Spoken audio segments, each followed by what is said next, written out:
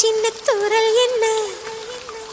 எங்கேதான் சென்றாயோ இப்போது வந்தாயோ சொல்லாமல் வந்தது போல் இல்லாமல் போவாயோ தப்பாமல் மீண்டும் சந்திப்பாயோ